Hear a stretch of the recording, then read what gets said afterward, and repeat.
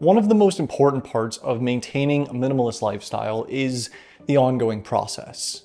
This means living frugally, mindfully, and decluttering never truly ends. Last year, I made a video on my spring declutter, and this year I wanted to sort of do the same thing to keep myself accountable, but hopefully also at least provide a little inspiration for some other people to do the same. Here's a few methods for decluttering. But first, if you're new to my channel, thank you for stopping by. Here we talk about minimalism, frugal living, tech, and things of that nature. So if that sounds good to you and you end up liking the video, be sure to like and please offer to take the shift from the subscribe button that they need covered, but then the day before, tell them you can't do it. Let's get started. The 80-20 rule. And the first method I'm going to talk about today is the 80-20 rule. I've talked about this in the past, but only in regards to productivity and spending. However, I think this rule could be applied to decluttering and our possessions as well. If I just stop for a second and look at everything that I own, it's pretty clear that 20% of what I own gets used 80% of the time. Although at this point, I really am down to just the essentials. So even those things that aren't getting used as much are still getting used at least once a week. I love using coffee mugs in a lot of my examples, so here we go again. We have several coffee mugs in the house, but we're always avoiding using a specific few, either for the size or some type of reason. I swear, coffee just tastes a lot better in a mug you actually like. Anyways, the point I'm trying to make is that 20% of our coffee mugs get used 80% of the time. And although I'm using coffee mugs as an example, this can easily be applied to t-shirts, shoes, kitchen utensils, and pretty much anything. I recommend observing what you own and determining what your 20% is. The 4-box method. And the 4-box method is a very practical way of decluttering. And I feel like this is a really good place to start in the early stages of minimalism and decluttering, because that's typically when you have the most that you're willing to get rid of.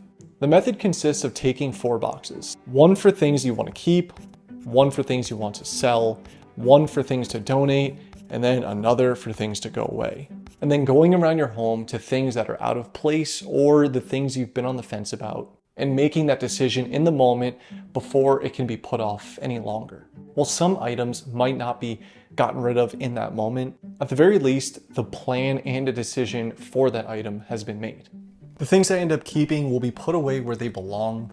The things I end up selling will be listed on OfferUp. The things I want to donate will be given away, and garbage will be garbage. By the end of doing this method, I've usually ended up with a little bit of money and less clutter. Try to be a little bit more aggressive with decisions. And this is the part of decluttering that I have to be very honest with myself and not create justifications for keeping something. And this is also where I usually come face to face with those just in case items and those things that I'm keeping out of guilt or what I feel like is an obligation. Something that happens to me literally every time I declutter is I'm completely willing to part with something until the time actually comes to do it. And it usually happens when I'm trying on a shirt for the last time and think to myself, yeah, this actually looks pretty good. I'm gonna keep it, even though it hasn't been worn in months. And this happens to me every single declutter, but I'm working on it. I think that the key point to this method is to be honest with myself about what is actually getting used and what isn't. The value-based declutter. And going off the last point about being a little bit more aggressive with decluttering is the value-based decluttering. In simplifying what this means to me, it's to identify my values and priorities and use those to guide my decluttering decisions. And a great example are my green joggers that I got from Target. While they're comfy enough to wear, they're far from my favorite and they hardly match anything that I own. And what I value most is being able to grab any article of clothing and be able to match it seamlessly. So I'll be getting rid of these as well. This approach helped me make mindful and intentional decisions about what to keep in my life based on what's truly important to me.